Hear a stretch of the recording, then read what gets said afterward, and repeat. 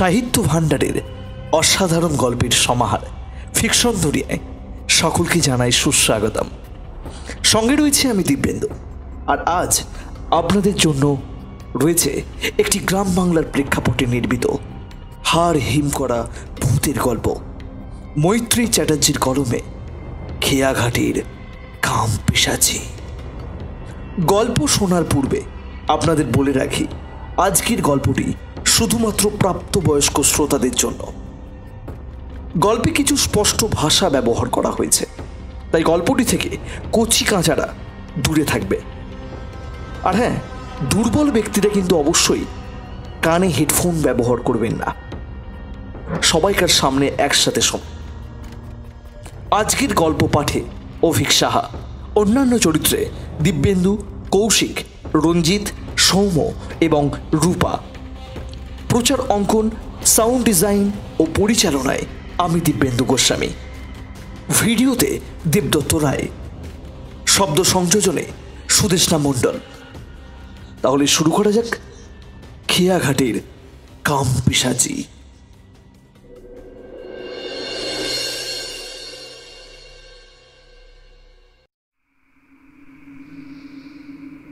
কিছুক্ষণ আগেই এক পশলা বৃষ্টি হয়ে গেছে।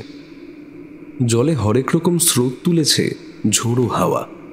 হাতে বৈঠা নিয়ে খেয়াঘাটে ছলো ছলো চোখে সেদিকে তাকিয়ে বসে আছে এক দরিদ্র মাঝি ভাই। ঘাটের কাছে নৌকা যেমনকার তেমনই বাধা পড়ে আছে।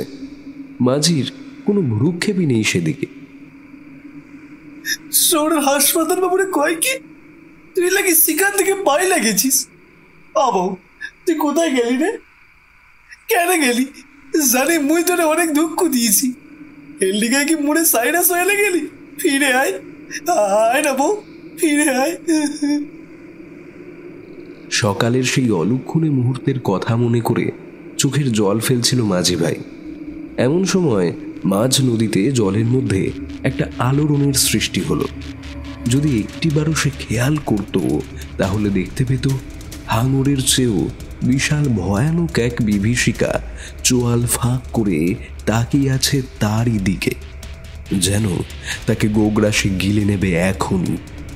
ওটা কোনো নিরীহ জলজ প্রাণী হতে পারে না, বরং ওটাকে একটা ভয়ঙ্কর দানব বলাই ভালো।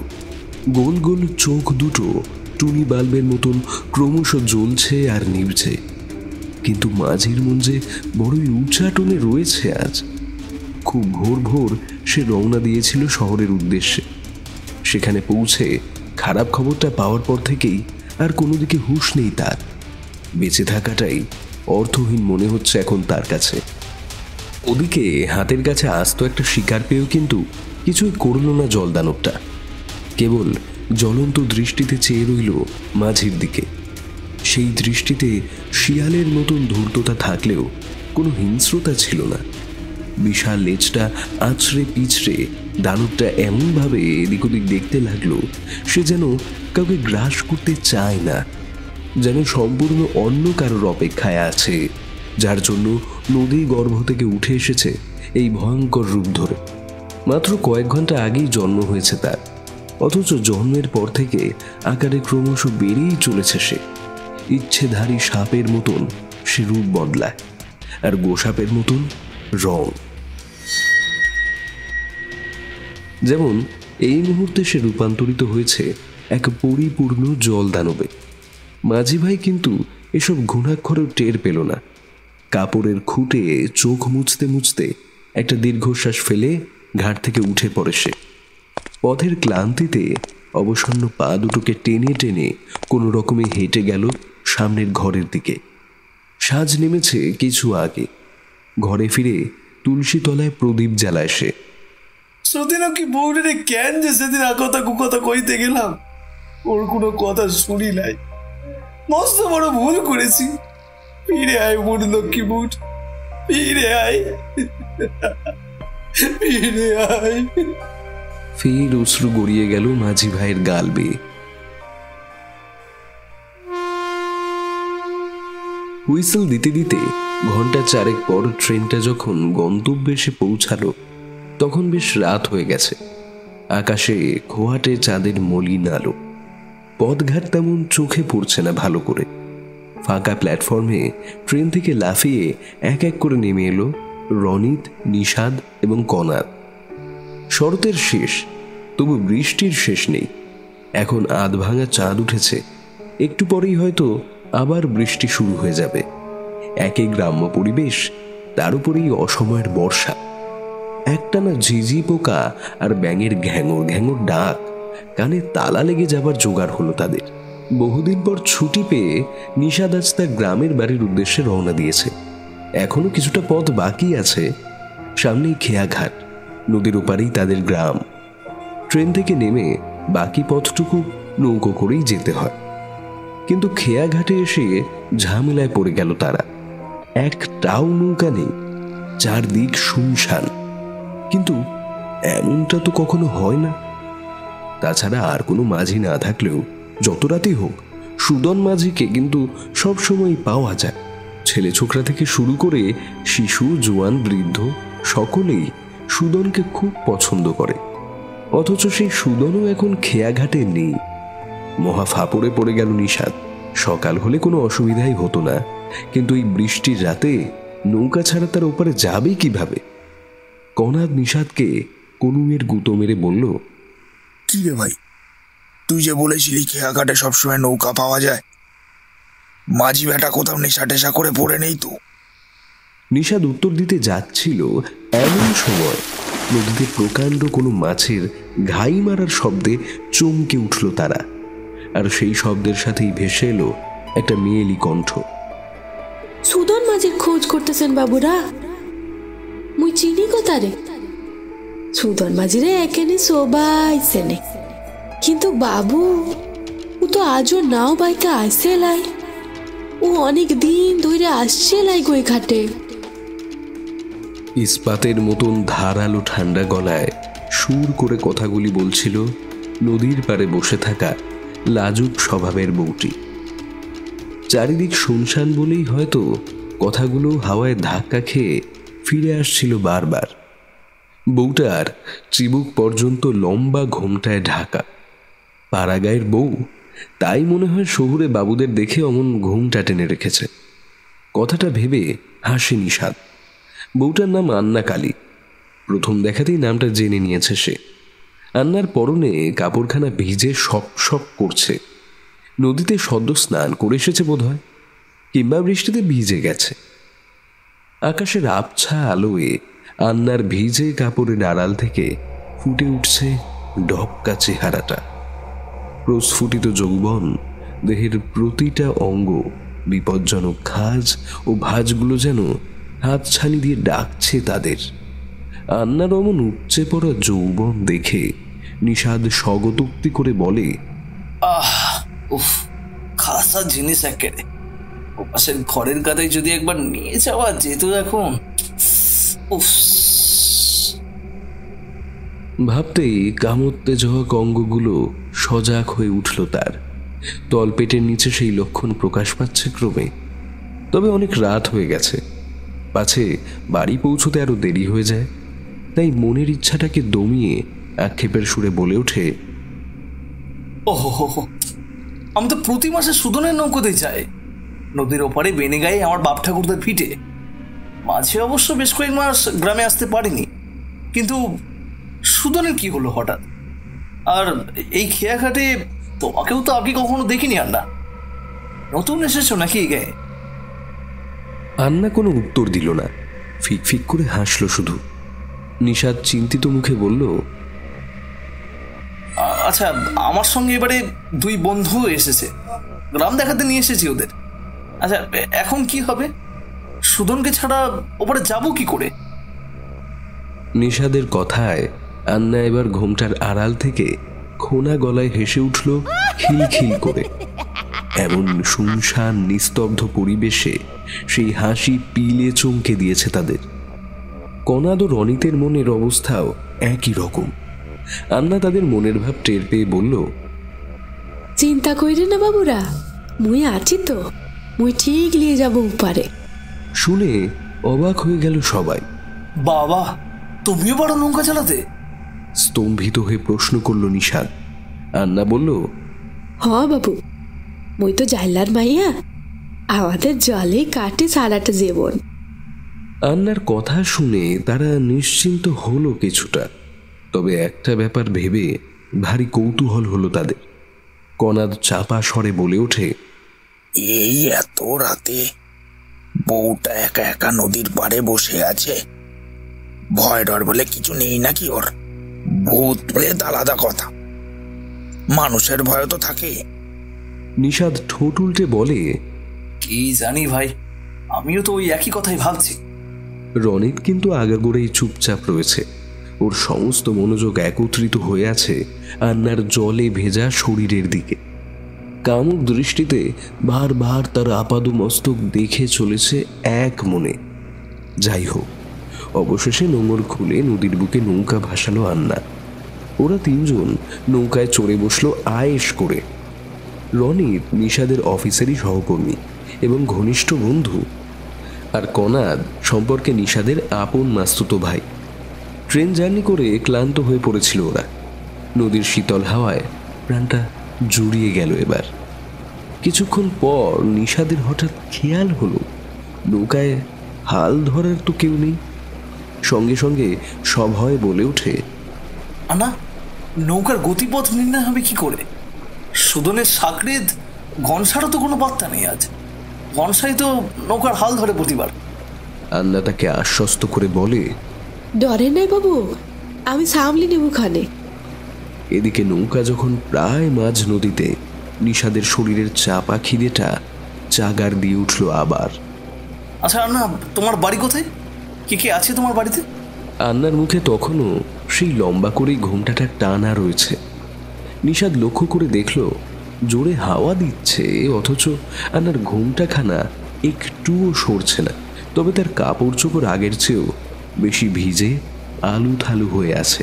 সেদিকে তাকিয়ে রনিতকে অশ্লীল ইঙ্গিত করতে দেখে চাপা স্বরে একটা কাঁচা খিস্তি ছুড়ে দিল নিশাদ তার দিকে। আবে বোকাচোদা! রনিতের বোধহয়। কনাদও হেসে কি যেন একটা বলতে যাচ্ছিল, নিশাদ বাধা দিল তাকে। কনাদ তার মাস্তুতো ভাই হলেও তার বয়সে পিঠোপিঠি এবং উভয়ের মধ্যে বন্ধুত্বের সম্পর্ক রয়েছে। এমন কত কীর্তি তো তারা একসাথে করেছে এর আগে। একবার তো রনিতের কলেজের এক সহপাঠিনীকে নিয়ে সারা রাত মস্তি করেছিল ডুয়ার্সের এক রিসোর্টে। দারুণ রোমাঞ্চকর অভিজ্ঞতা হয়েছিল সেদিন তাদের। সেসব কথা নিয়ে হাসাহাসি করছিল ওরা। আর ওদের এসব কথাবার্তার মধ্যেই ঘোমটাটাকে আরো নিচে নামিয়ে আন্না বলে, মোর এখন আর কেউ লাইকো বাবু, মোর আরেকটু নাম ফুলিমতি আছে বটে। আন্নার কথা শুনে নিশাদ বলল, বাহ, চমৎকার নাম তো। তা ফুলমতি, তুমি বললে না তো সুদন আসছে না কেন? ফুলমতি কেমন যেন মন মরা হয়ে যায় প্রশ্নটা শুনে। বইটার টানে জলে ছোট বড় অনেকগুলো ঘূর্ণির সৃষ্টি হয়েছে। উদাস দৃষ্টিতে সেদিকে তাকিয়ে একটা দীর্ঘশ্বাস ফেলে বলে ওঠে,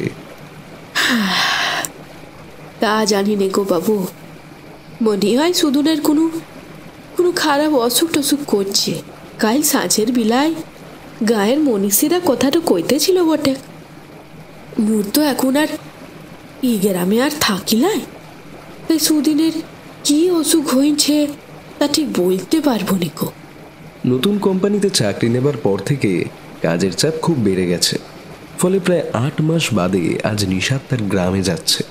তাই কয়েকটা দিন একটু আনন্দ করে কাটাবে বলে মাস্তুতো ভাই কনাদ আর সহকর্মী রনিতকে সাথে নিয়ে এসেছে আজ। কিন্তু গ্রামে এসেও তো স্বস্তি নেই। এমন একটা খারাপ খবর শুনতে হলো তাকে। বয়সে সুদন নিশাদের থেকে কিছুটা হলেও ছোট। তার জীবনের অভিজ্ঞতা নিশাদের তুলনায় 1000 গুণ বেশি।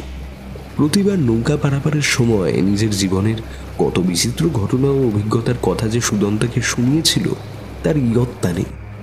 সুদনকে সে খুবই পছন্দ করে, ভালোবাসে। তাই ওর অসুখের খবরটা শুনে হতাশ হলো নিষাদ। কনাদ সুদনকে কখনো চাক্ষুষ দেখেনি। নিষাদের কাছে কেবল তার কথা শুনেছে সময় অসময়ে। অসুখের খবরটা শুনে কনাদও গুম মেরে গেছে। ওদিকে রনিতের কিন্তু কোনো তাপ উত্তাপ নেই। একটা সিগারেট ধরিয়ে পর পর ধোয়ার রিং ছাড়ছে খোশ মেজাজে। তার লোলুপ দৃষ্টি ঘুরে বেড়াচ্ছে আন্নার শরীরের আনাচে কানাচে। আকাশের চাঁদটা কখন যে উধাও হয়ে গেছে কথা বলতে বলতে খেয়াল করেনি ওরা। ফুলমতির বুকে লেপ্টে থাকা ভিজে আঁচলটাও শুকিয়ে গেছে এর মধ্যে। এবার দমকা হাওয়ায় সেটা বুক থেকে খসে পড়তে নিষাদ আর নিজেকে সামনে রাখতে পারল না। ওদিকে কনাদও আন্নার শরীরের দিকে জুলু জুলু চোখে তাকিয়ে আছে। রনি তোর হাতটা ধরে বলে, চল এক রাউন্ড মেরে আসি দুজনে। কিন্তু নিষাদ চোখ টিপে এগোতে নিষেধ করলো ওদের। চাপা স্বরে বলল, এই দাঁড়া, আগে আমি যাব, তারপর তোরা। রনিত একটা কান এঁটো করে হাসি হেসে বলে, সাল্লা তোর পেটে পেটে এত ডুবে ডুবে তো ভালোই জল খাও তুমি। হ্যাঁ তাই না চাঁদো? কনাদও হাসতে থাকে রনিতের সাথে। ওদের কথায় কোনো আমল না দিয়ে এক লহমায় ফুলমতির কাছে চলে যায় নিষাদ। সরু ছিপছিপে কোমরটাকে এক হাতে জড়িয়ে ফুলমতির মুখটা নিজেদের মুখের দিকে টেনে নিয়ে আসে। কিন্তু অধর স্পর্শ করার মুহূর্তে শরীরের সব রক্ত জল হয়ে গেল নিষাদের। কোনো মানুষের শরীর কি এতটা ঠান্ডা হতে পারে? ওদিকে কনাদ হঠাৎ কি যেন একটা দেখে চেঁচিয়ে উঠেছে সব হয়। সেটা কানে যেতেই চমকে উঠল নিষাদ। তাদের নৌকাটা কেমন যেন সরে সরে যাচ্ছে পাড়ের দিক থেকে, অথচ হাওয়া খুব বেশি জোরে বইছে না। হঠাৎ নৌকাটা ঘুরে গেল সম্পূর্ণ উল্টো মুখে। আতঙ্কে শিউরে উঠল তারা সবাই। ভয়ে চিৎকার করে ওঠে রনি। এ কি আন্না, তুমি যে বলেছিলে হালের দরকার নেই, তুমি একাই নৌকা টেনে নিয়ে যাবে, তাহলে? নিষাদও পিছন ফিরে কথাটা জিজ্ঞাসা করতে গেল। সঙ্গে সঙ্গে ঠান্ডা ঝোড়ো বাতাসের সাথে বৃষ্টি শুরু হয়ে গেল ঝমঝম করে। হালের প্রসঙ্গটা তাই চাপা পড়ে গেল তখনকার মতন। এক নাগারে বৃষ্টি পড়ে চলেছে।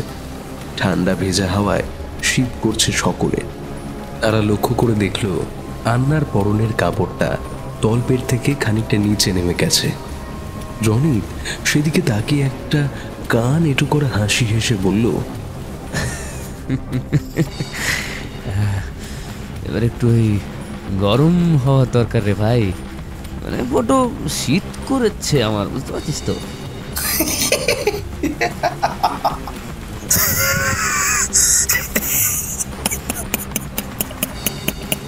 নিষাদ কনাদ দুজনেই খ্যাক খ্যাক করে হেসে ওঠে তার কথা শুনে। তাদের চোখের সামনে তখন দাঁড়িয়ে আছে এক দুর্নিবার আকর্ষণ। ফুলমতির বুকের আঁচল খসে গেছে। কোমর থেকে শাড়ির বন্ধনটাও সম্পূর্ণ আলগা হয়ে গেল হঠাৎ। ঘুমটাখানা সরে গেছে আগেই, তবে আন্নার মুখটা এখনো স্পষ্ট দেখা যাচ্ছে না। ঝোড়ো হাওয়ার দাপটে মাথার সমস্ত চুল পিছন থেকে উড়ে এসে ঢেকে দিয়েছে ওর গোটা মুখটাকে। হঠাৎ পুরো কাপড়টাই খুলে পড়ে গেল তার কোমর থেকে। একটা সুতো পর্যন্ত নেই আন্নার শরীরে। সর্বাঙ্গ ভিজে সপ সপ করছে। মতির মতন বৃষ্টিবিন্দুগুলো মুখের উপর লেপ্টে থাকা কেশ রাশি থেকে গড়িয়ে পড়ছে তার নগ্ন শরীর বেয়ে। আরে আন্না তাদের হাত ছানি দিয়ে নিজের কাছে ডাকছে। নিষাদ রনিতরা যেন বিশ্বাস করতে পারছে না নিজেদের চোখকে। সত্যি কি ও ডাকছে ওদের, নাকি স্বপ্ন দেখছে ওরা? নিজেদের গায়ে চিমটি কেটে পরখ করে দেখে নিল একবার। না, ভুল কিছুই দেখেনি তারা। তবু একটা খটকা থেকে গেল নিষাদের মনে। তাই কামার তো কনাদ ফুলমতির দিকে এগোতেই নিশাদ হ্যাঁচকা টানে থামিয়ে দিল ওর হাতটা ধরে। তবে কয়েক সেকেন্ডের মধ্যেই ভুল ভেঙে গেল নিশাদ কণাদের।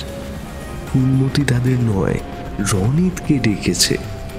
ফুলমতিকে ওই অবস্থায় দেখে লোভে লালসায় উন্মত্ত হয়ে উঠেছে রনিত। উত্তেজনায় তার সর্বাঙ্গ ঘামে চপচপ করছে। ফুলমতিকে না পাওয়া অব্দি শান্তি নেই তার। এমন সময় বৃষ্টির তোড় আরো বেড়ে গেল হঠাৎ করে। রাতের অন্ধকারে মুষলধারে বৃষ্টি হলে কাছে দাঁড়িয়ে থাকা মানুষকেও ঠাহর করা যায় না। রনিতের ক্ষেত্রেও তেমনটাই হলো। অন্ধকারে সে শুধু অনুভব করলো একটা মেয়েলি হাতের স্পর্শকে। হাতটা তার পরনের পোশাকগুলোকে এক এক করে খুলে হাত বুলিয়ে দিচ্ছে তার সারা শরীরে। এ নিশ্চয়ই আন্নার হাত। কথাটা মনে হতেই একটা চাপ অনুভূত হলো কামুক রনিতের পুরুষাঙ্গে। শরীরের সমস্ত কামোত্তেজক অঙ্গগুলো ফের সজাগ হয়ে উঠেছে তার। চাপটাও ক্রমাগত বেড়েই চলেছে তলপেটের নিচে। চরম সুখে চোখ বুজে এলো রনিতের। আরো তাই সে একবারও খেয়াল করে দেখল না যে তারা তিন বন্ধু ছাড়া নৌকায় আর কারো অস্তিত্ব নেই এই মুহূর্তে। যখন তার খেয়াল হলো ততক্ষণে অনেক দেরি হয়ে গেছে। এরপর যা ঘটল তা স্বপ্নেও কখনো কল্পনা করেনি রনি। সে খেয়াল করেনি মেয়েলি হাতটা কখন যেন সরে গেছে তার শরীর থেকে। আন্না, আন্না, আন্না, কোথায় তুমি? আন্নাকে দেখতে না পেয়ে রনি তার নাম ধরে ডাকলো বেশ কয়েকবার, কিন্তু কোথায় আন্না? এমনকি নিশাদ কনাদকেও দেখতে পেল না সে। নাম ধরে ডেকেও কোনো সাড়া পাওয়া গেল না তাদের। কি হচ্ছে এসব? গাটা ছমছম করে উঠল রনিতের।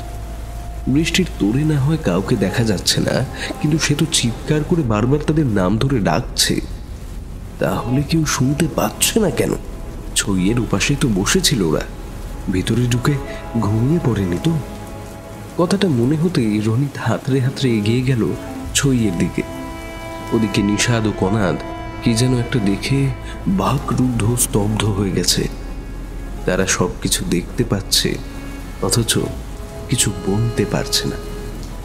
সব শব্দ কেউ যেন কেড়ে নিয়েছে তাদের কণ্ঠ থেকে। ইতিমধ্যে বৃষ্টির তেজটা কমে এলো হঠাৎ। গাঢ় অন্ধকারটাও ফিকে হয়ে এসেছে।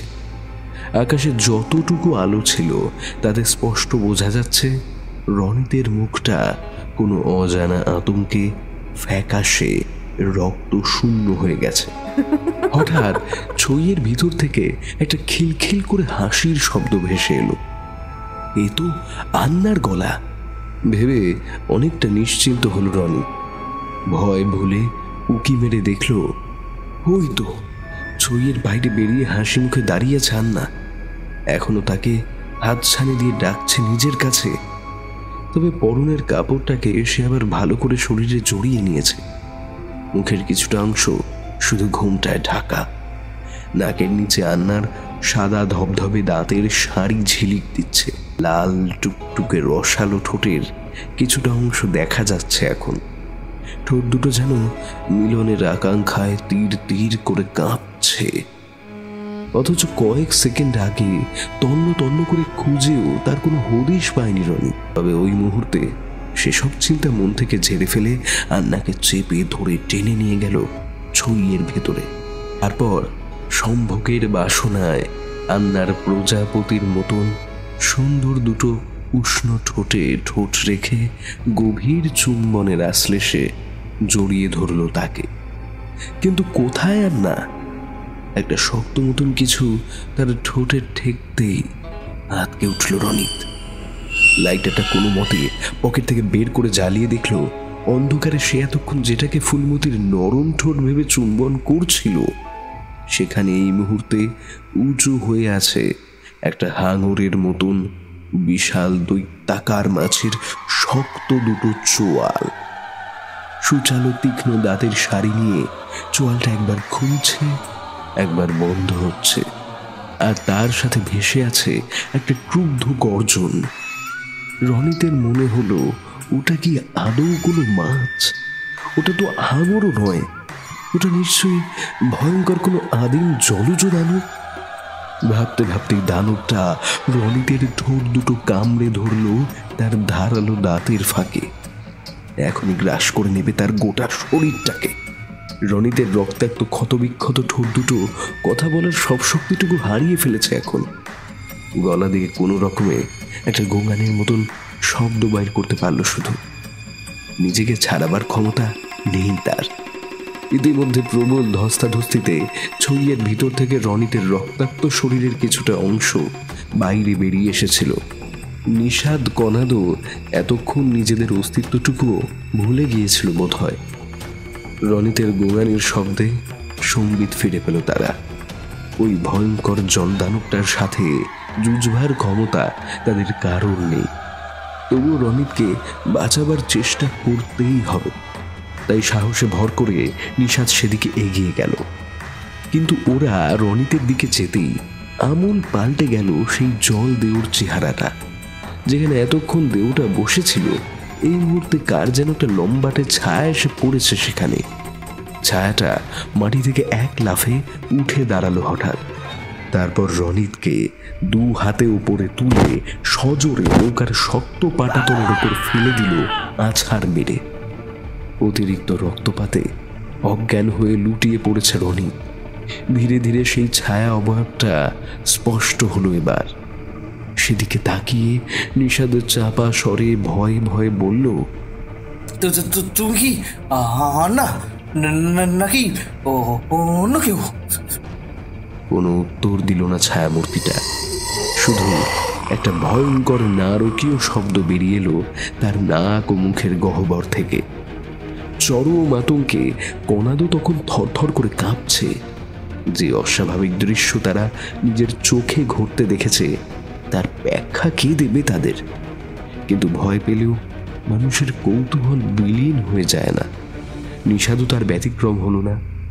অদ্ভুতুরে ভয়ানক কিছু ঘটে যাচ্ছে বুঝেও নিষাদ আন্নার নাম ধরে ডাক দিল আবার, আন্না আন্না। তাকে জানতেই হবে কে এই ফুলমতি বা আন্না। কিন্তু নিষাদের ডাকে সাড়া না দিয়ে নিজের পেটটাকে চেপে ধরে আচমকা জলে ঝাঁপ দিল ফুলমতি। মুহূর্তে কোত্থেকে যেন ওই ভয়ঙ্কর জলদানবটা তাদের সামনে এসে হাজির হলো আবার। তবে নৌকায় না উঠে সেটা আবার সাঁতার কেটে এগিয়ে চলল পাশে পাশে। দানবটার জ্বলন্ত হিংস্র দৃষ্টি নিবদ্ধ রয়েছে তাদের নৌকার উপরে। সেটা দেখে হাত পা অবশ হয়ে এলো নিষাদের। দানবটা কি তবে ফুলমতিকে খেয়ে ফেলেছে, নাকি ও একটা বহুরূপী? বারবার ফুলমতির রূপ ধরে তাদের সামনে আসছে, আবার নিজের দানবীয় চেহারায় ফিরে যাচ্ছে। আর ওটা যদি নিজেও ফুলমতি হয়, তাহলে একটু আগে সে অমন করে জলে ঝাঁপ দেবে কেন পেট চেপে? ফুলমতি কি আদৌ বেঁচে ছিল কখনো? তাছাড়া ফুলমতির রূপ ধারণ করে দানবটা শুধুমাত্র রনিতকে এইভাবে আক্রমণ করলো কেন? রনিতের ওপর কিসের এত আক্রোশ? আকাশ পাতাল ভাবতে ভাবতে নিষাদ এধার ওধার দেখতে লাগলো। যদি অন্য কোনো নৌকা চোখে পড়ে যায়, দাঁড় বাইবার কেউ নেই যে। এদিকে মাঝ নদীতে ঝোড়ো হাওয়ার দাপটে নৌকাটা একদিকে হেলে পড়েছে। যে কোনো মুহূর্তে মোচার খোলার মতন ভেসে যাবে দিশেহারা হয়ে, কিংবা ছিদ্র হয়ে জল ঢুকে যাবে। খারাপ কিছু ঘটে গেলে কনাদ বা রনিতের বাড়ির লোকেদের কি জবাব দেবে সে? তাছাড়া কনাদ তার নিজের মাসির ছেলে, যেভাবেই হোক তাকে রক্ষা করতেই হবে। বন্ধুত্বের খাতিরে সুস্থ করে তুলতে হবে রনিতকেও। ইতিমধ্যে রনিতের জ্ঞান ফিরিয়ে এনেছিল কনাদ। একটা ফার্স্ট এড কিট সবসময় তারা সঙ্গে রাখে কোথাও বেড়াতে গেলে। সেগুলো দিয়ে যতটা সম্ভব শুশ্রূষা করা হলো রনিতকে। তবে কিছু ক্ষত স্থান থেকে এখনো রক্ত ঝরছে। রনিতকে অবিলম্বে ভালো কোনো হসপিটালে নিয়ে যাওয়া প্রয়োজন। এসব কথা মনে হতেই নিষাদ চোয়াল শক্ত করে এক ঝটকায় উঠে দাঁড়ালো বৈঠা হাতে। একটা শেষ চেষ্টা করে দেখবে সে। এদিকে তাদের চোখের সামনেই হঠাৎ সেই জলজ দানবটার খোলস ছেড়ে বেরিয়ে এলো একটি নারীর অবয়ব। শরৎ শেষে অকাল বৃষ্টি। কিছুক্ষণ আগে তা থেমে গেলেও চারিদিক ঢেকে গেছে কুয়াশার চাদরে। ওই তো আন্না। কুয়াশার মধ্যেও চিনতে ভুল হলো না নিশাদের, কিন্তু আন্নাকে যে এভাবে এই রূপে দেখতে হবে তা ভাবতেও পারেনি সে। আন্নার নিম্নাঙ্গে শুধুমাত্র একখণ্ড কাপড় জড়ানো রয়েছে, তাতে লেগে আছে গাঢ় রক্তের ছিটে। দেহের ঊর্ধ্বাংশ সম্পূর্ণ উন্মুক্ত, তবে মুখটা অস্পষ্ট, ঘন ধোঁয়াশায় ঢাকা। ওর শরীরটা এখন আর কামের উদ্রেক করছে না, বরং ভয়ে ভাবনায় শরীরের সব রক্ত যেন জল হয়ে গেল তাদের। এই কোন আন্নাকে দেখছে তারা? গলার নিচ থেকে স্তন পর্যন্ত মাংস খুবলে ছিঁড়ে নেওয়া হয়েছে, ছিন্ন বৃন্ত জোড়া ঝুলছে পেটের উপর। নাভিমূল জনিদেশ ফালা ফালা হয়ে গেছে কোনো হিংস্র সাপদের ধারালো দাঁতের আঘাতে। রনিদের জ্ঞান ফিরে এলেও এতক্ষণ চোখ বুজে পড়েছিল। তৃষ্ণা নিবারণের জন্য এবার উঠে বসল কণাদের কাঁধে ভর দিয়ে। আর ঠিক এমন সময় জোরে বাজ পড়ল আবার। বিদ্যুতের ঝলকানিতে আন্নার মুখ এবং চেহারাটা স্পষ্ট দেখা যাচ্ছে। আন্না যেন তাকে নিজের প্রকৃত চেহারাটা দেখাতে চাইছে। ভয় ভুলে অপার বিস্ময়ে সেই মুখের দিকে চেয়ে রইল নিষাদ। অতীতে সে ছিল এক মোহময়ী অপরূপা নারী, নজর কাড়ার মতন দেহ সৌষ্ঠব, ভরা যৌবন। সেই মেয়েটি কিনা আজ তাদের সামনে এমন বিকৃত বিভৎস চেহারা নিয়ে হাজির হয়েছে। সে আসলে কে? কি তার পরিচয়? সে কেন তাদের পিছু নিয়েছে? কি সেই রহস্য? ওর এমন করুণ পরিণতি হলোই বা কি করে? এই রহস্য তাকে জানতেই হবে। নিশাদ যখন এসব কথা ভাবছে, কুয়াশার আগুন ঠেলে বেরিয়ে আসা আন্নার মুখে ফের বিদ্যুতের আলো পড়তেই ভয়ে ভূত দেখার মতন চমকে উঠল রনি। চিৎকার করতেও যেন ভুলে গেছে সে। গায়ে তেমন জোর না থাকলেও যতটুকু শক্তি অবশিষ্ট ছিল তা সঞ্চয় করে লাফিয়ে উঠল প্রাণ ভয়ে। তার গলার স্বর ক্ষীণ হয়ে এসেছে। প্রচন্ড আতঙ্কে কোনো রকমে বলে উঠল, এ কি তুমি এখানে? এখানে কিভাবে? তুমি তো মানে... আর কিছু বলতে পারল না রনি। নিশাদ দেখল আন্না আবার সেই ভয়ঙ্কর বিভৎস চেহারায় ফিরে গেছে। মাত্র কিছুক্ষণ আগে দেখা সেই ঢলঢলে সুন্দর মুখশ্রী আর নেই। কোথায় সেই সোনার নথ পরা টিকালো নাক? কোথায় সেই পটল চেনা চোখ? সেখানে এখন জলজল করছে মণিবিহীন দুটো আগুনের গোলা। অন্ধ কোটরের ভিতর থেকে বেরিয়ে আসছে তার উত্তপ্ত লেলিহান শিখা। গাল ও কপালের মাংস ছিন্ন ভিন্ন হয়ে ঝুলছে, চাপ চাপ রক্ত জমাট বেঁধে আছে সেখানে। চোয়াল ভাঙা, নাক মুখ বলে কিছুই আর অবশিষ্ট নেই। সেখানে শুধু কয়েকটা অন্ধকার গর্তের সৃষ্টি হয়েছে। উফ, কি বিভৎস সেই মুখমণ্ডল! তাকিয়ে থাকা যায় না সেদিকে। শরীর বলে আর কিছুই অবশিষ্ট নেই। সেখান থেকে রক্ত, মাংস, মজ্জা আলাদা হয়ে বেরিয়ে এসেছে। তবে এরপর যে ঘটনাটা ঘটল তার জন্য তারা কেউই প্রস্তুত ছিল না। রনিদের চোখ দুটো লক্ষ্য করে এগিয়ে এলো তীক্ষ্ণ নখওয়ালা লোমশ দুটো হাত। এক ভয়ঙ্কর বিভীষিকাময় চেহারা নিয়ে আন্নার অতৃপ্ত আত্মা নারকীয় উল্লাসে তার সম্মুখে হাজির হয়েছে। ভয়ে আতঙ্কে রনি আন্নার পায়ের কাছে আছড়ে পড়ে ক্ষমা চাইছে বারংবার, আর কাতর স্বরে প্রাণ ভিক্ষা করছে। তারা যে পরস্পরের পরিচিত তা ইতিমধ্যেই রনিতের আচরণেই প্রকাশ পেয়ে গেছে। কিন্তু আন্না তো কোনো অজপাড়াগায়ের বউ। তাহলে রনিতের সাথে পরিচয় হলো কি করে? রনিতের আগে কখনো কোনো গ্রামে যায়নি। তাছাড়া সে তো এই প্রথম তার সাথেই তাদের গ্রামে আসছে। তাহলে নিশাদের মাথায় প্রশ্নগুলো যখন ঘুরপাক খাচ্ছে, এমন সময় প্রবল অট্টহাসিতে কেঁপে উঠল অত বড় শক্তপোক্ত নৌকাটাও। অনাথ ভয়ে সিটিয়ে আছে, গলা শুকিয়ে কাঠ হয়ে গেছে নিশাদেরও।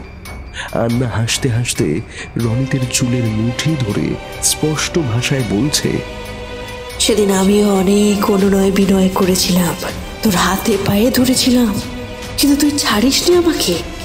আর আজ আজ নির্লজ্জের মতন ক্ষমা প্রার্থনা করছিস, প্রাণ ভিক্ষা চাইছিস।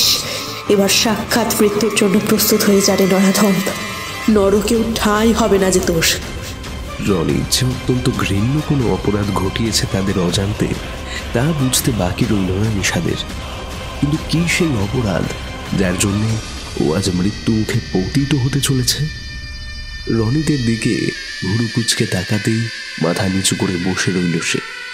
কনার তার গালে একটা ঠাস করে চড় মেরে বলল, কি করেছিস তুই বল? নিশাদ রনিতের কাঁধটা খামচে ধরে রাগে ঘেন্নায় বলে উঠল, শিগগিরই বল, নইলে আন্না তোকে কিছু করার আগে আমি তোকে ছুঁড়ে ফেলে দেবো মাঝ নদীতে। আর কোনো উপায় না দেখেই রনিত বলতে শুরু করলো, আন্না গত মাসে শহরের একটি সরকারি হাসপাতালে ভর্তি হয়েছিল, ওই ভেদবমি আর ওই জ্বরের লক্ষণ নিয়ে। আন্নাকে আমি আগে কখনো দেখিনি বা চিনতামও না। ওই হসপিটালের এক স্বাস্থ্যকর্মী, ওই নাম বেশ কী যেন, হ্যাঁ, ওই নিরঞ্জন ঘটকের সাথে আমার খুব ভালো যোগাযোগ ছিল। নিরঞ্জন বলেছিল একটা বউ হসপিটালে নতুন ভর্তি হয়েছে। বউটা নাকি দূরের কোনো অচপাড়াগা থেকে তার স্বামীর সাথে এসেছে। দরিদ্র পরিবারের লোক তারা। স্বামীটা একদম নাকি সরল সাদাসিধে, আর বউকে এই হসপিটালে ভর্তি করে নাকি 2 দিন পর বাড়ি ফিরে গেছে। সুস্থ হতে সময় লাগবে, তাই ডাক্তারের নির্দেশে ওকে আরও 9-10 দিন পর খোঁজ দিতে বলা হয়েছে। নিরঞ্জন বউটার চেহারার বর্ণনা দিয়ে বলেছিল, ওস্তাদ, বউটা পুরো ঝ্যাক্কাস মাল, যৌবনের ডালে চোখ সরানোই যায় না সেই চেহারা থেকে। একটু সুস্থ হলেই ভাগিয়ে দিয়ে আসবো, যদি তুমি পারমিশন দাও বস।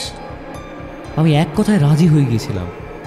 ভালো চিকিৎসা পেয়ে দ্রুত সুস্থ হয়ে উঠেছিল আন্না। নিরঞ্জন আমার ব্যবসার একজন বিশ্বস্ত অংশীদার। টাকার লোভে আমি চাকরির পাশাপাশি কিডনি ইত্যাদি এইসব পাচারের ব্যবসাও চালাতাম। ওই হসপিটালের সার্জিক্যাল ডিপার্টমেন্টে কোনো বেমারিস বা ভবঘুরে লোকজন ভর্তি হলেই আমার কাছে খবর চলে আসতো। রাস্তা থেকে তুলে অনেক সময় পথচারীরা ভর্তি করে এখানে এসে দিয়ে যায় ওদের। আবার কোনো দিন রোগীরা, মানে রোগীর আত্মীয়রা পেশেন্টকে ভর্তি করে পালিয়ে যায়, আর নিতে আসে না। কিংবা হাসপাতালের সামনে ফেলে তারা পালিয়ে যায়। রাতের অন্ধকারে লুকিয়ে ওদেরই ধরে আনা হয় আমার বাড়ির ওই গোপন কুঠরিতে। তাদের শরীর থেকে কিডনির সাথে সাথে বিভিন্ন জরুরি অঙ্গ কেটে নিয়ে চড়া দামে বিক্রি করা হয়। তারপর তাদের ডেড বডিগুলো পুড়িয়ে সব প্রমাণ লোপাট করে দেওয়া হয়। তবে কোনো অল্প বয়সী সুন্দরী মহিলা বা তরুণীকে নিয়ে আসা হলে আগে তাকে আমরা ভোগ করতাম, তারপর তাদের শরীরের জরুরি অঙ্গগুলো কেটে নিয়ে চালান করে দিতাম। এভাবেই আমাদের ব্যবসা ফুলে ফেপে উঠেছিল। আন্না যে কটা দিন হসপিটালে ছিল, নিরঞ্জন তার সাথে কথায় কথায় জানতে পেরেছিল যে মাত্র 6 মাস আগে তাদের বিয়ে হয়েছে। কিন্তু তার স্বামীর সাথে আর আগের মতন সুসম্পর্ক তার নেই। স্বামী নাকি তাকে সন্দেহ করে খারাপ মেয়ে মানুষ বলে গাল পেরেছে, আবার নাকি তাকে ভুল বুঝে তাড়িয়েও দিয়েছিল ঘর থেকে একবার। তাই সে আর স্বামীর ঘরে ফিরতে চায় না। শহরে বাড়ি বাড়ি কাজ করে বাকি জীবনটা সে কাটিয়ে দিতে চায়। গ্রাম্য সরল বউটা যে রাগে অভিমানে এমন কথা বলছে, সেটা বুঝেই তাকে আরও উস্কে দিয়েছিল নিরঞ্জন। ওই দিন থেকে সে তককে তকেই ছিল। আন্নার স্বামী যখন দিন 10 বাদে বউয়ের খোঁজ নিতে আসে, নিরঞ্জন তাকে মিথ্যে কথা বলে ভাগিয়ে দিয়েছিল হসপিটালের বাইরে থেকেই। বলেছিল তার বউ নাকি হাসপাতাল থেকে পালিয়ে গিয়ে পুকুরে ডুবে মরেছে। পুলিশ লাশ নিয়ে চলে গেছে, কাটাছেঁড়া হবে, তাই এখন বডি পাওয়া যাবে না, বেশ কয়েকদিন সময় লাগবে। সে যেন গ্রামে ফিরে যায়, সব মিটে গেলে সংসারের জন্য তাকে খবর দেওয়া হবে। লোকটি ছিল একদম সাদাসিধে গ্রাম্য মূর্খ মানুষ, ফলে তাকে ভুলভাল বোঝানো সহজ হয়েছিল নিরঞ্জনের। আসলে তার বউকে আগের দিন নিয়ে আসা হয়েছিল আমার গোপন আস্তানায়। আটঘাট বেঁধে কাজ করেছিল নিরঞ্জন। তার এক চেলাকে প্রচুর টাকা ঘুষ দিয়ে আন্নার বাড়ির লোক সাজিয়ে পাঠিয়েছিল। সে গিয়ে হাসপাতাল থেকে নিজে নিয়ে এসেছিল ওকে। ভালো জায়গায় কাজ দেওয়ার টোপ ফেলে আন্নাকে আমার কাছে নিয়ে এসেছিল নিরঞ্জন। একটা ঢোক গিলে এতটুকু বলে চুপ করে গেল রনিত। নিশাদের মাথায় তখন খুন চেপে গেছে। রনিতের নাকে একটা সজোরে ঘুষি মেরে বলল, চুপ করে গেলি কেন বাস্টার্ড? বাকিটা বল। রনিত তখন জলে ঝাঁপ দিয়ে পালাবার উপক্রম করছিল। নৌকাটা ইতিমধ্যেই প্রায় পাড়ের কাছাকাছি চলে এসেছে। এটুকু পথ সাঁতরে সে চলে যেতে পারবে অনায়াসে। তখনও চারিদিক নিস্তব্ধ শুনশান। রনিত ঠিক করল পাড়ে উঠে যেদিকে দুচোখ চায় ছুটে পালিয়ে যাবে। আন্নার হাত থেকে বাঁচতেই হবে তাকে। কিন্তু তার ভাবনাটা যে কত বড় ভুল ছিল সেটা টের পেল অচিরেই। অশরীরী আত্মারা বোধ হয় মানুষের মনের সব কথা টের পায়। রনিত কিছু করার আগেই আন্না সেকেন্ডের ভগ্নাংশে তার মুন্ডুটাকে ঘুরিয়ে ছেড়ে দিল এক ঝটকায়। রনিতের মাথাটা দম দেওয়া পুতুলের মতন বন বন করে ঘুরছে। কিছুক্ষণের মধ্যেই ঘাটটা কাত হয়ে গেল একপাশে। অর্ধমৃত অবস্থায় রনিত চোখের সামনে দেখতে পেল গত মাসে ঘটে যাওয়া একটা মর্মান্তিক ঘটনার টুকরো টুকরো কিছু দৃশ্য।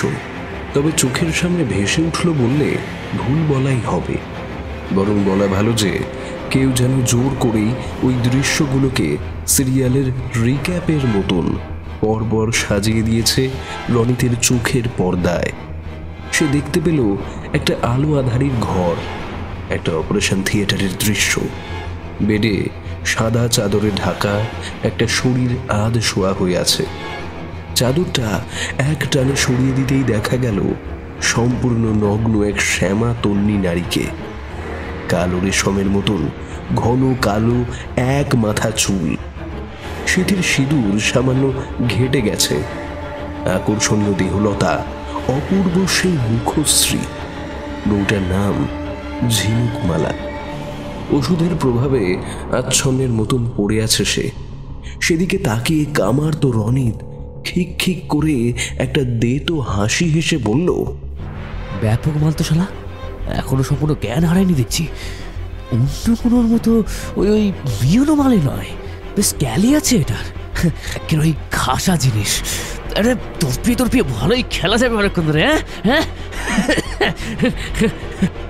ভাবে আর হাসে রনিত। তারপর আর কাল বিলম্ব না করে সে পোশাক খুলে ঢলে পড়ে ঝিনুকের গায়ের উপরে। ওদিকে ঝিনুকমালা আচ্ছন্ন হবার ভান করে পড়েছিল মাত্র। রনিত তাকে স্পর্শ করতেই আচমকা কোষে লাথি মারতে থাকে তার বুকে আর পেটে। পাড়াগাঁয়ের মেয়ে বলেই হয়তো তার শরীরে অসীম ক্ষমতা। রনিতকে বারবার বাধা দিয়ে পালাবার চেষ্টা করছে সে। সম্মান রক্ষার লড়াই করছে শেষ মুহূর্ত পর্যন্ত। কিন্তু রনিত ছাড়ার পাত্র নয়। ঝিনুকের চুলের মুঠি ধরে মারতে মারতে নিয়ে গেল নিজের ঘরের বিছানায়। কিন্তু ধস্তাধস্তির সময় রনিতের চোখ এড়িয়ে কখন যেন একটা সার্জিক্যাল নাইফ তুলে নিয়েছিল ঝিনুকমালা। তবে সুযোগ বুঝে সেটা হাতে নিয়ে রনিতকে আঘাত করার মুহূর্তে হঠাৎ নিরঞ্জন এসে হাজির হলো নিজের অদম্য কাম চরিতার্থ করতে। দৃশ্যটা দেখে মুহূর্তে সে বুঝে গেল আর বাঁচার আশা নেই রনিতের। অবস্থা বেগতিক দেখে প্রথমে রনিতকে সরিয়ে নেবার চেষ্টা করে নিরঞ্জন, কিন্তু ঝিনুকের গায়ে তখন এক অমানসিক শক্তি ভর করেছে। তাই কোমরের খাপ থেকে নতুন কেনা নেপালি ছোড়াটা বের করে জোরে আঘাত করল ঝিনুকের কাঁধে। নিরঞ্জনের মতলব ছিল ঝিনুককে ভোগ করে চড়া দামে কোনো নারী পাচার চক্রের হাতে তুলে দিয়ে পতিতা পল্লীতে বেচে দেওয়া। তাই সে ঝিনুককে বাধা দিয়ে আঘাত করেছিল মাত্র। কিন্তু রনিত সেই ছোড়াটা কেড়ে নিয়ে ঝিনুকের বুকে আমূল বিধিয়ে দেয়। তারপর ছোড়াটাকে টেনে বের করে এক এক করে ঝিনুকের স্তন, নাভি, নিতম্ব, গোপনাঙ্গ ইত্যাদি অঙ্গগুলি ফালা ফালা করে ছিঁড়ে এক অদ্ভুত আনন্দ পায় রনিত। কিছুক্ষণ পর ঝিনুকের নিষ্প্রাণ দেহটাকে খণ্ড খণ্ড করে কেটে নিরঞ্জনের সাহায্যে ঝিলের জলে ভাসিয়ে দেয় সে। তখনও প্রাণ অবশিষ্ট ছিল রনিতের দেহে। চোখের সামনে অতীতের ঘটনাগুলো দেখে কখন যে সব অপরাধ স্বীকার করে ফেলেছে নিজের মুখে তা খেয়াল ছিল না তার। সে তখন রীতিমতন ধুঁকছে বিষয়টা খেয়াল হতেই তলপেটে একটা ধারালো অস্ত্রের খোঁচা টের পেল সে। অসহ্য যন্ত্রণায় কাতরাতে কাতরাতে রনিত সভয়ে তাকিয়ে দেখল নিরঞ্জনের সেই নেপালি ছোড়াটা কোথা থেকে যেন উড়ে এসে তাকে আঘাত করছে। একবার সেটা তার চোখের সামনে শূন্যে ভাসছে, আবার পর মুহূর্তেই নিচে নেমে আঘাত করছে রনিতের শরীরের বিভিন্ন অংশে।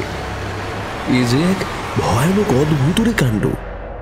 দৃশ্যটা দেখে নিষাদ, কনাদ দুজনেই ভাষা হারিয়ে ফেলেছে ইতিমধ্যেই। ক্ষতবিক্ষত রক্তাক্ত রনিত ভয়ার্ত কণ্ঠে ঢোক গিলে বলে ওঠে, ছোড়াটা এখানে এলো কি হবে? এই এই ধরোকে, সব প্রমাণ তো আমি লোপাট করে দিয়েছি, কিন্তু নিরঞ্জনের মৃত্যুর পর এই কথাগুলো বিড়বিড় করে বললেও একটু আধটু শোনা যাচ্ছিল। শেষের কথাটা কানে যেতেই চমকে উঠল নিষাদ। নিরঞ্জনকেও তবে কি রনিতই খুন করে পালিয়ে এসেছে? বাঘে ছুলে 18 ঘা, আর পুলিশে ছুলে?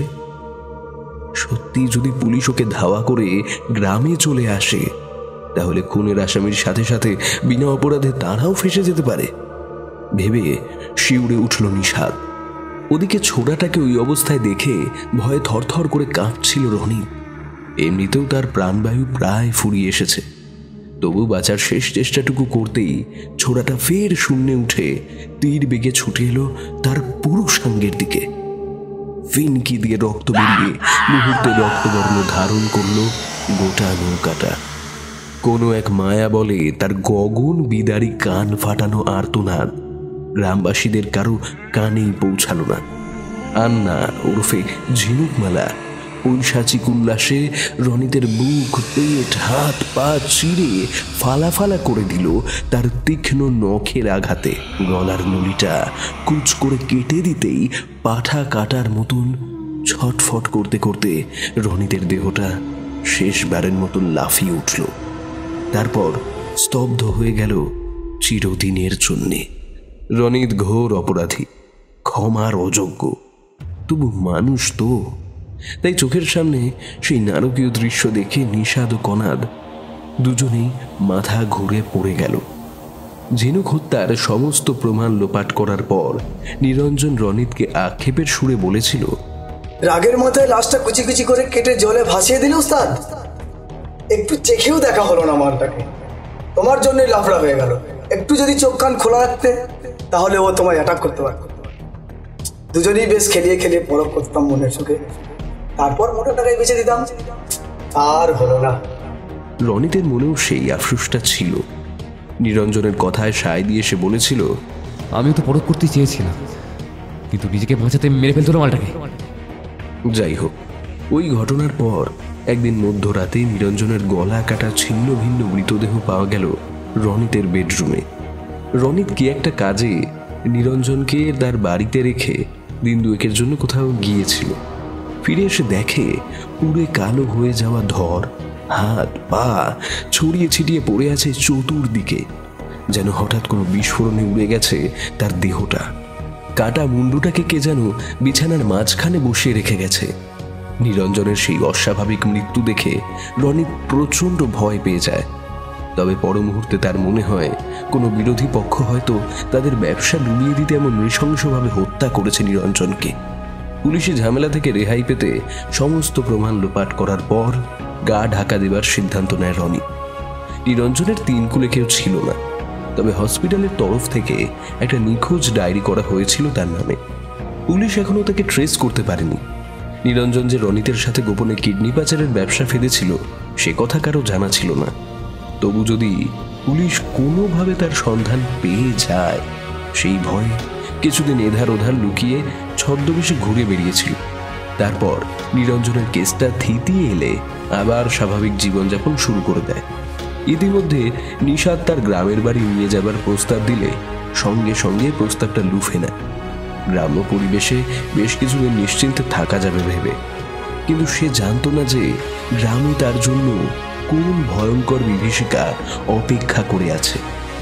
ঝিনুককে নির্মমভাবে হত্যা করার পর তার লাশটা কুচি কুচি করে কেটে ভাসিয়ে দিয়েছিল ঝিলের জলে। দেহাংশগুলো পরে নদী গর্ভে তলিয়ে যায়।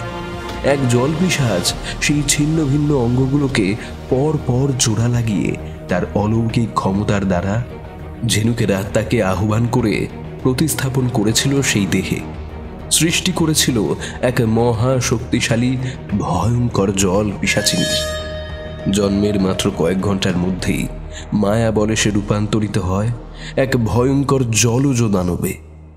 প্রতিশোধ নিতে সেই পিশাচিনী বিশেষ ক্ষমতার দ্বারা নিজেকে লুকিয়ে রেখেছিল ওই দানবের গর্ভে।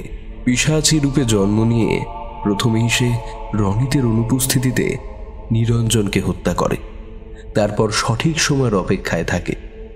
অশরীরী আত্মাদের সর্বত্রই অবাধ বিচরণ, অতীন্দ্রিয় শক্তির মতোই যেন সর্বজ্ঞ তারা। সে টের পেয়েছিল রনিত ওই গ্রামে আসতে চলেছে।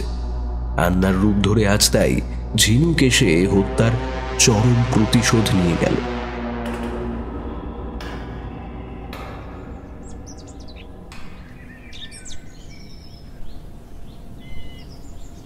নিষাদ কণাদের জ্ঞান ফিরে এসেছে। এতক্ষণ একটা ঘোরের ভেতর ছিল তারা। নিষাদ, নিষাদ, কয় রে নিষাদ? হঠাৎ সম্বিত ফিরে পেল খুব চেনা একটা গলার স্বরে। চোখ কুচলে তাকিয়ে দেখল আকাশে ভোরের আলো ফুটেছে। তাদের নৌকাও ওপারে গিয়ে ভিড়েছে একদম অক্ষত অবস্থায়। নিষাদের বাবা দাঁড়িয়ে আছেন পাড়ের কাছে বাঁশের মাচার উপরে, সাথে কয়েকজন প্রতিবেশীও রয়েছে। সকলে বেশ কৌতূহলী দৃষ্টিতে তাদের দিকে তাকিয়ে আছে। নিষাদ লক্ষ্য করল বাবা তাদের দেখে খুশি হয়েছেন ঠিকই, কিন্তু কোথাও যেন একটা তাল কেটে গেছে। আনন্দের সাথে বেদনার ছাপও রয়েছে তার চোখে মুখে। কিছু কি ঘটেছে? বাবাকে ঠিক অন্যান্য বারের মতন স্বাভাবিক লাগছে না, কিন্তু কেন? নৌকোয় বসে বসে ভাবছিল নিষাদ। হঠাৎ প্রচুর লোকের কোলাহল কানে এলো। উঠে দাঁড়ালো সে। শোরগোল শুনে কণাদও উঠে দাঁড়িয়েছে। নৌকা থেকে নেমে কয়েকবার হেঁটে যেতেই একটা মর্মান্তিক দৃশ্য চোখে পড়ল তাদের। নদীর পাড়ের বিশাল বটগাছ থেকে ঝুলছে সুদন মাঝির নিষ্প্রাণ দেহটা। বাবা শুকনো মুখে বললেন, মাত্র কয়েক মাস হলো সুদন বিয়ে করে ঘরে বেঁধেছে। বেশ শান্তিতেই দিনগুলো কাটছিল ওদের, কিন্তু কয়েকদিন আগে ওর বউ ফুলমতি একটা সোনার নাকছাবির বায়না করে। সুদন রাজি না হওয়ায় এক রাতে নৌকা নিয়ে ফুলমতি শহরে চলে যায় সুদনকে কিছু না জানিয়ে। পরদিন ফিরে আসার পর খুব অশান্তি হয় দুজনের মধ্যে। দিন দুয়েক পর থেকে হঠাৎ ফুলমতির ভেদ বমি শুরু হয়, সাথে প্রচণ্ড জ্বর। শহরে কোনো খাবার খেয়ে ফুড পয়জনিং হয়ে গিয়েছিল বোধ হয়। টোটকা, কবিরাজি ইত্যাদি করেও কোনো লাভ হলো। অঙ্গতুয়া ফুলমতিকে শহরের হসপিটালে ভর্তি করতে বাধ্য হলো সুদন। রোগীর আত্মীয়দের সেখানে থাকার নিয়ম নেই, তাই হসপিটালের বাইরে প্রথম দুটো রাত কাটিয়ে ফুলমতিকে দেখে গায়ে ফিরে এসেছিল সুদন। তারপর দিন 10 আগে আবার শহরে গেল বউটাকে দেখতে। সুদন ভেবেছিল ফুলমতি নিশ্চয়ই সুস্থ হয়ে গেছে, ওকে নিয়েই একেবারে ফিরে আসবে। কিন্তু সেদিন উদ্ভ্রান্তের মতন একাই ফিরে এসেছিল সুদন। শুনেছিলাম ফুলমতি নাকি হসপিটাল থেকে পালিয়ে গিয়ে জলে ডুব দিয়েছে, বডি পোস্টমর্টেমে গেছে। তারপর থেকেই সুদনের কোনো হদিশ পাওয়া যায়নি। কোথায় যেন উধাও হয়ে গিয়েছিল সে। তবে গত সন্ধ্যায় তার বাড়িতে লম্ফ জ্বলতে দেখে নিশ্চিন্ত হয়েছিল মাঝি পাড়ার লোকেরা, কিন্তু তারপর যে এদিকে এসে সুদন এমনভাবে আত্মহত্যা করেছে তা কেউই টের পায়নি। বাবার মুখে ফুলমতি নামটা শুনে চমকে উঠল নিষাদ। সব ঘটনাই হুবহু মিলে যাচ্ছে। খোপায় সব সময় ফুল দিয়া রাখতো, তাই স্বামী মুরে সোহাগ করে ফুলমতিয়া নামে ডাকতো বটে। মাত্র কয়েক মাস আগে বিয়াটো হয়েছিল মুদের। স্বামী মুরে বড়ই ভালোবাসত, কিন্তু একদিন মুই শহরে গিয়া সোনার নাক ফুল বানাই দিতে কইলুম, সে মোটেও রাজি হইল নিকো। মুই রেগে একা একাই রেতের বেলায় শহরে চলে গেল। পরদিন দুপুরে নাক ফুল নিয়া ফিরে আইতেই স্বামী মুরে কুলটা বেবুসছে বলে গাল পাইল। মুর কোনো কথাই শুনল না কো, ঘর থেকে তাড়ায় দিল মুরে। মুই কিছু টাকা জমায়েছিলাম, তা দিয়াই নাক ফুল কিনে এনেছি। কিন্তু মাঝি সে কথা বিশ্বাস করল না কো। সে ভাবল মোর পর পুরুষের লগে সম্পর্ক আছে, সেই না ফুল গোড়ায় দিছে। পাড়ার লোকে স্বামীরে অনেক বুঝায় মুরে ওর ঘরে দিয়ে গেল আবার। তারপর একদিন আমার পেটে খুব ব্যথা শুরু হলো, জ্বর হলো, গা গুলোয় বমি হলো বারবার। স্বামী মুরে শহরের হাসপাতালটায় ভর্তি করে দিল। সেখানে কিছুদিন থাকার পর শরীরটা আমার ঠিক হয়ে গেল। কিন্তু মুই আর স্বামীর ঘরে ফিরব ক্লাই। রাগের মাথায় হাসপাতাল বাবুরে কয়ে ফেলেছিলাম কথাটা, আর সেটাই মোর কাল হয়ে গেল গো বাবুরা। হাসপাতাল বাবু মুরে এই শয়তানটার কাছে নিয়ে গেল। তারপর দুইজনায় আমারে ভোগ করার লগে কি একখান ওষুধ খাওয়াই দিল। কিন্তু মুই জ্ঞান হারাইনি গো, মুই জ্ঞান হারাইনি। শেষ অব্দি লড়েছিল, তারপর ওরা খুন করে দিল মুখে। মুই মরার সময় 1 মাসের পোয়াতে ছিলাম গো বাবু। ফুলমতির বলা কথাগুলো কানে বাজছে নিশাদের। রনিতকে হত্যা করার সময় ওই কথাগুলোই বলেছিল আন্না। পেট চেপে ঝাঁপ দেবার কারণটাও স্পষ্ট হয়েছিল নিশাদের কাছে। আন্নাকালী নাম নিয়ে তাদের সামনে এসেছিল সুদন মাঝির বউ ফুলমতিয়া, যার আসল নাম ঝিনুকমালা। মাঝে বেশ কয়েক মাস নিশাদ গ্রামে আসেনি, তাই সুদনের বিয়ের খবরটাও তার কাছে অজানাই ছিল এতদিন। নিশাদের চোখ ছলছল করছে। বড় ভালো মানুষ ছিল সুদনটা। ওই নরাধম পাষণ্ড রনিতের জন্য দুটো তরতাজা প্রাণ ঝরে গেল অকালেই। রনিতকে মেরে ঝিনুকের আত্মা শান্তি পেয়েছে। পরপারে নিশ্চয়ই তার দেখা হবে সুদনের সাথে। মনে মনে সেই কামনাই করে নিশাদ। তাদের নিরাপদে গ্রামে পৌঁছে দিয়ে ঝিনুকমালা চলে গেছে চিরদিনের মতন। তাদের 2 ভাইয়ের কোনো ক্ষতি সে করেনি। তবে এই হৃদয় বিদারক মর্মস্পর্শী ঘটনাটি তাদের জীবনের মোড় ঘুরিয়ে দিল। তারা শুধরে নিয়েছিল নিজেদের চরিত্রকে অদূর ভবিষ্যৎ।